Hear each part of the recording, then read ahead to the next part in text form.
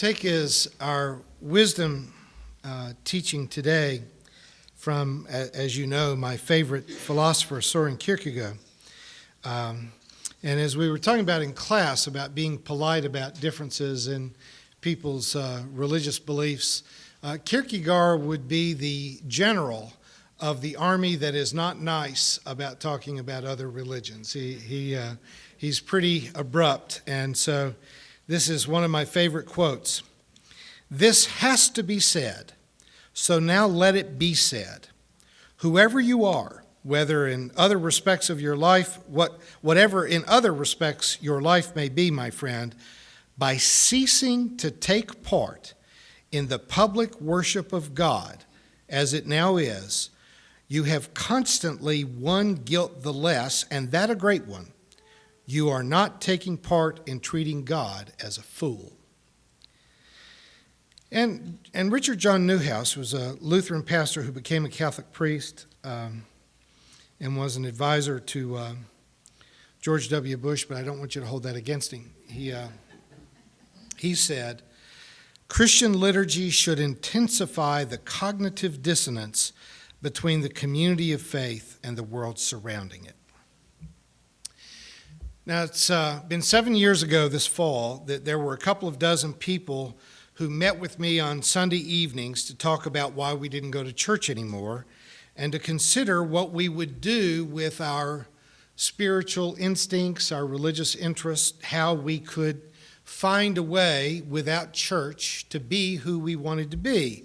We read books together about religion and social justice. We were all liberals, we were progressives, and so we didn't really have any difficulty in being willing to set aside traditional Christian beliefs and embrace a more scholarly approach to the Bible and to the historical Jesus.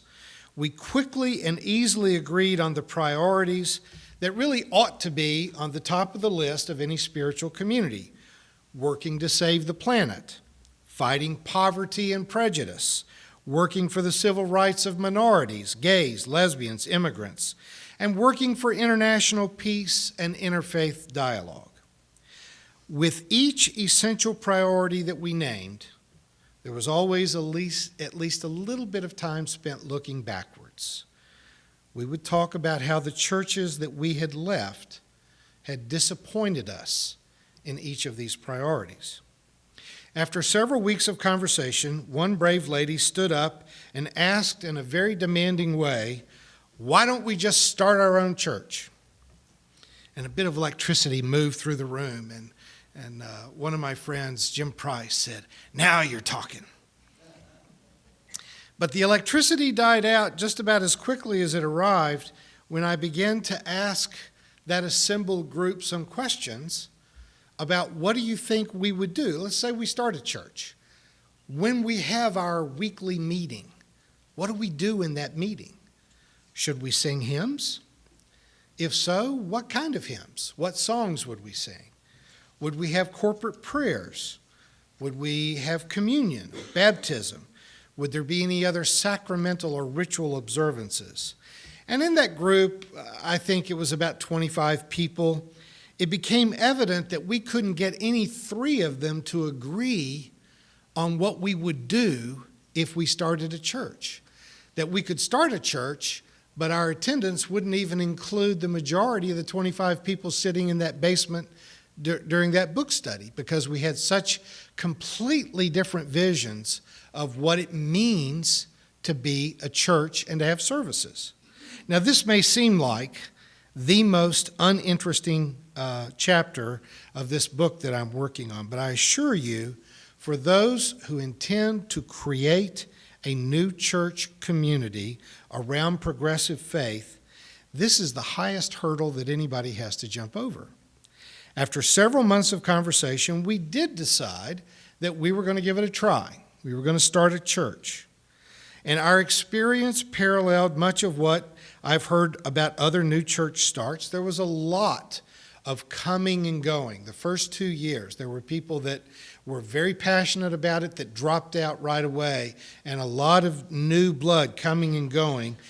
for all the reasons that we had identified in that conversation that night in the basement of St. Paul's United Methodist Church. There were people who wanted a church that was open and affirming, that was in favor of marriage rights. But they also wanted the church that was open and affirming to be quite traditional about evangelical theology and practice, and do Bill Gaither Trio kinds of music, and very evangelical in their expressions.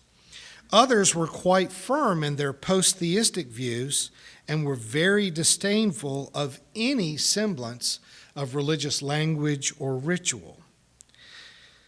And so I have no uniform suggestion to make. In this book I'm writing, I'm not going to end up with a chapter about how to hold a church service or a gathering, because it's going to be different for every community, and it's constantly being negotiated. In the end, when we started our little congregation, our very first service looked almost identical to the very last service that I had conducted in a formal denominational worship service. My theology had evolved, but my habits took a lot longer to change. In fact, they're still changing. One of the things I've wondered, people have been asking me for a couple of years to write this book, and I kept wondering, is it time? Have we changed enough? Have we become who we're going to be? And at some point, you just have to say, you need to document where you've come to now. But where we are now is not where we'll be 10 years from now. We had some interfaith and no-faith participants from the very start of our church, but most of us have come from either Catholic or Protestant traditions.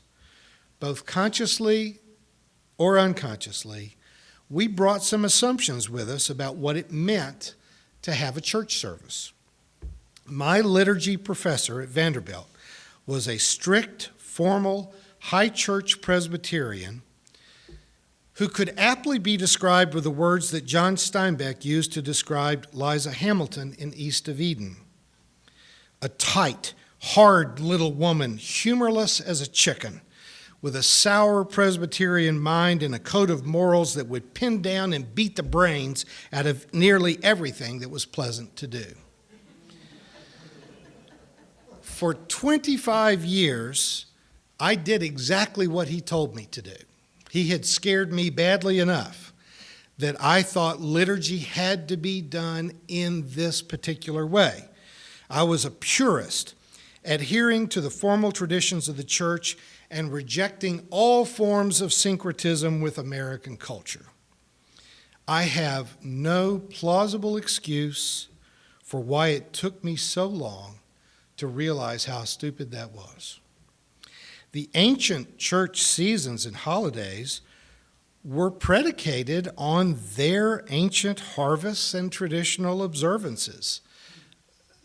Their religious calendar that I felt that I had to impose on 20th century American churches was based on their agricultural seasons and their blending of their culture with the pagan rituals around them. The timing of the spring wheat harvest, which is what Pentecost was really all about, the spring wheat harvest in Israel really has nothing to do with us, does it? I mean, it really has no powerful implication. But we were taught you absolutely must not observe Mother's Day or Father's Day or Memorial Day or Labor Day or even Thanksgiving, because they were not liturgical holidays. They were American holidays. Well, you know, if your church is in America, it really makes a lot of sense to begin to recognize the culture that you're in. And if the 4th of July brings up feelings about your nation and patriotism and what it means to be a good citizen, what makes more sense than to talk about that at that time? Or if Labor Day is a time of reflection about the contributions of organized labor in the country, why not talk about it then?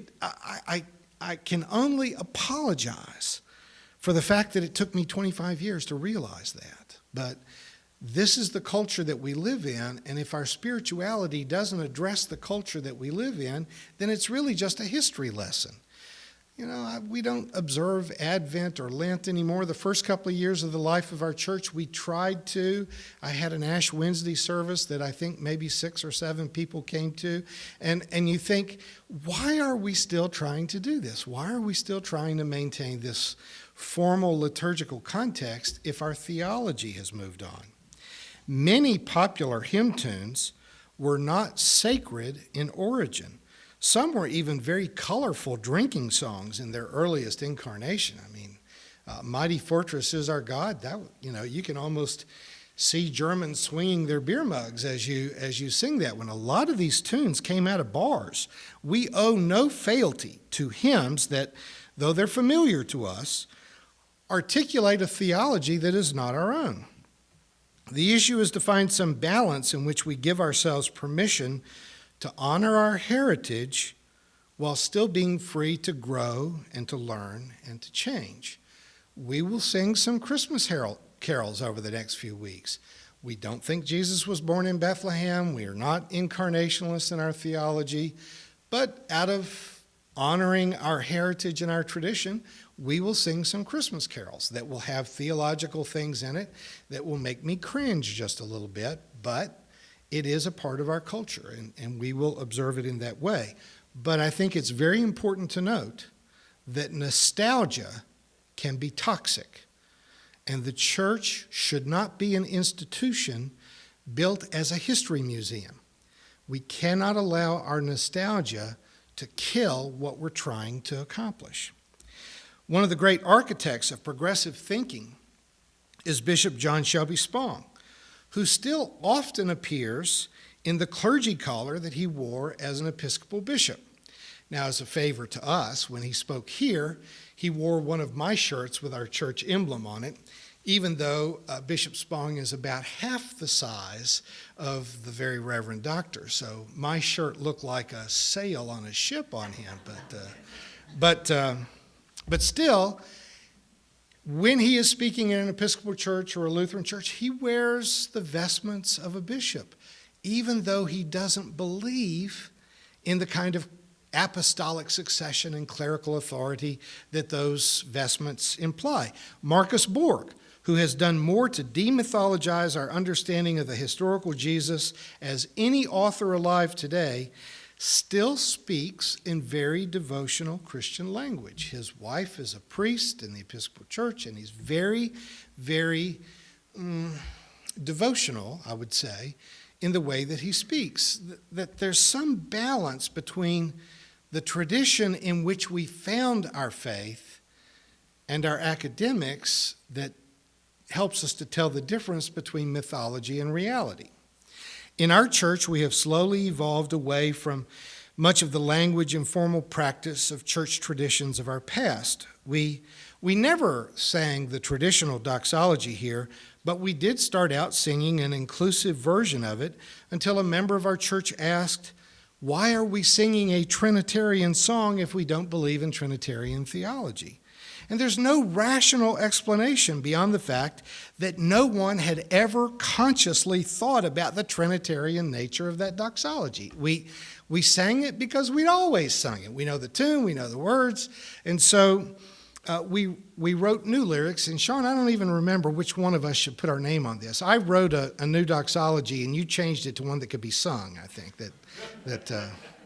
And I was sitting in my office, sounding out the beats, and I thought I'd done a pretty good job, and then Sean cleaned it up and made it presentable. So I guess we both get to be authors of that. But we don't know the words, we still, I wrote it, I have to read it every week. It doesn't have the same nostalgic punch of the more traditional ones, and yet it's closer to our current beliefs than our past experience. But if you take away too much all at once, then what I hear from some of you is it doesn't feel like church. It doesn't feel like church. And even, I'm not going to ask you to vote because I truly don't want to know, but some of you have said, "I'm really glad you haven't been wearing your robe. I'm tired of that." And others have said, "It doesn't feel like church if you don't wear your robe." So I'm not wearing my robe while I'm doing these chapters of a book that are really more lectures than they are sermons, But when I start preaching sermons again, I'll wear a robe some. But we're not going to divide and have two services where we have one with a robe and one without. And even when we first started the church, one of the first theological debates we had was whether we should use wine or grape juice in communion. And one person even suggested, well, why don't we do both? We have a wine side and a grape juice side. And I'm like, I don't even want to go there. I knew how many of our members were in a recovery program, and I wasn't going to give them any alcohol. So we went straight for the grape juice. But the next generation, after I am retired, after most of us are no longer here, the next generation of progressives are not going to have the same nostalgia that we've had. They're not going to hold on to theologically sanitized hymns and prayers. My suspicion is that they will not continue to observe communion. They'll probably not want to have a hymnal at all, nor will they preserve the cross or clerical vestments that some of us still kind of need to make our environment feel enough like what we associate with the practice of our faith to stay connected to the community. The next generation is not going to have that nostalgia. We freely blend the reading of Scripture with the public reading of passages of philosophy, theology, science, and other wisdom sources. We blend traditional religious music with secular music. And though we primarily all come from Christian roots, we now pretty freely blend the literature and conventions of all world religions in our gatherings, because what we're trying to foster here is sincere spirituality, but not sectarianism. We may be one of the only progressive churches in the world, I suspect we're the only one, that begins our service every Sunday with a chanted psalm text. I've argued in favor of holding on to that because for me, it marks the movement from ordinary time into a time when the community is specifically gathered for the specific purpose of being the church. We still have congregational singing and prayers because we believe that the blending of our voices in unison is a way of both expressing and becoming community. Our services maintain the traditional fourfold movement of a formal liturgy. If you haven't noticed, in your bulletin there are headings. There's the gathering, proclamation, thanksgiving. Though any one of its parts, and this is traditional liturgy, you would see those basic headings in a Catholic missal, in a Lutheran liturgy, in a Methodist liturgy, in a Presbyterian liturgy, but it wouldn't be just exactly like what we do. But that form of proclamation and response and thanksgiving, that's just formal liturgy.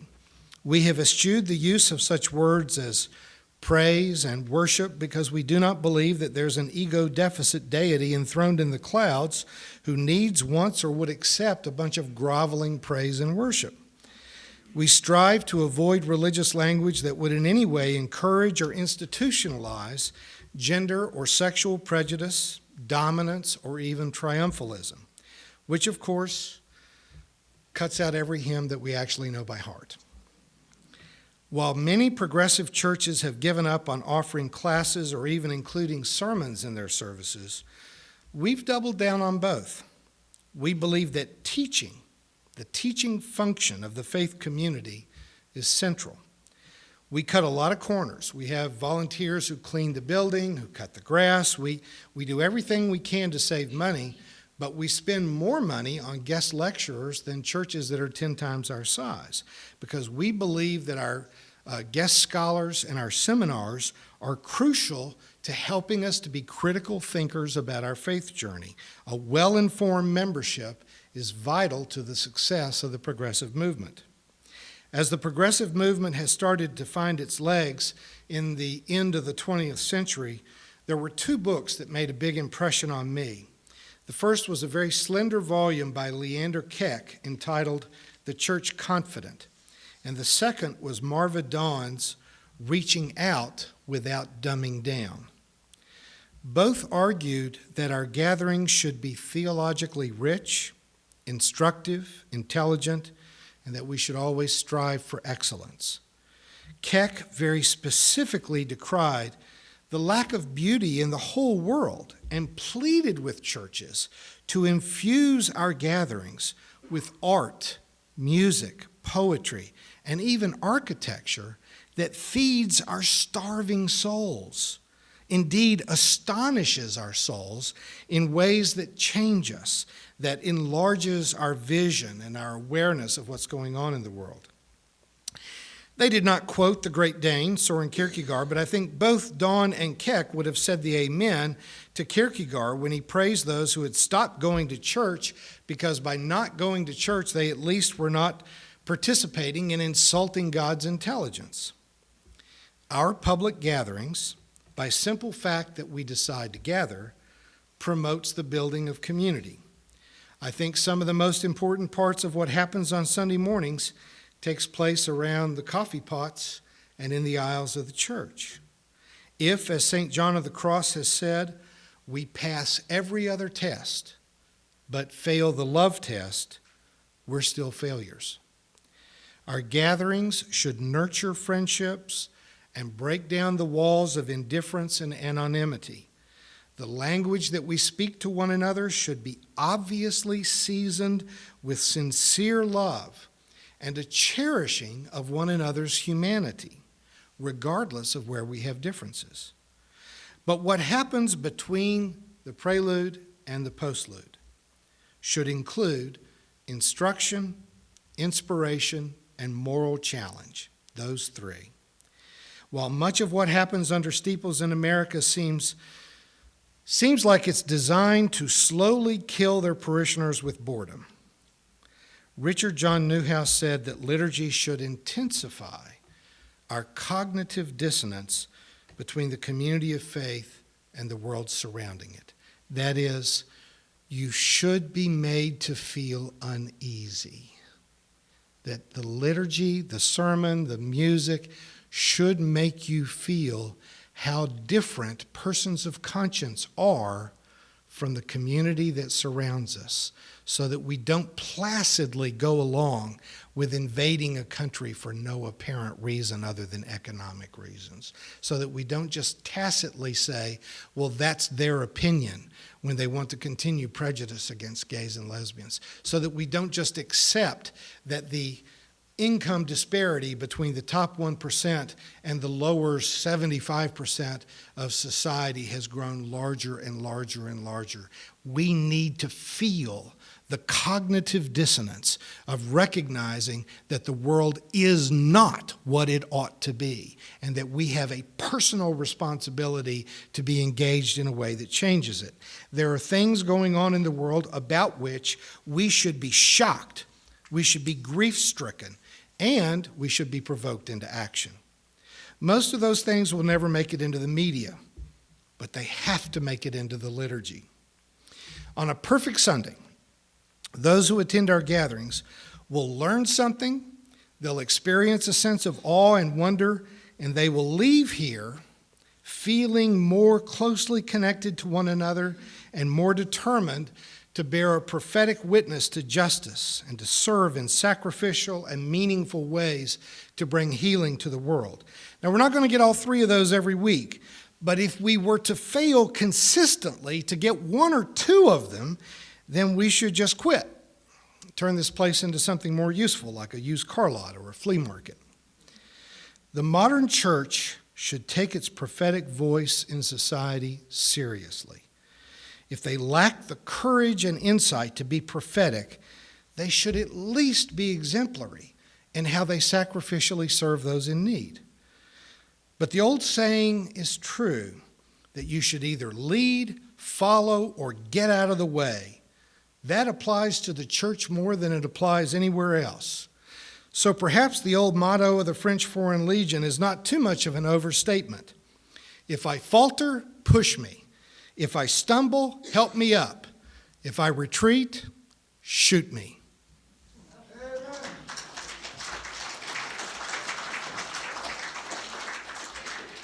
You've been watching a progressive Christian video from the Community Christian Church of Springfield, Missouri. We encourage our viewers to donate to our efforts in feeding the homeless and hungry of our community. Write to us at reverenddray@aol.com for more information.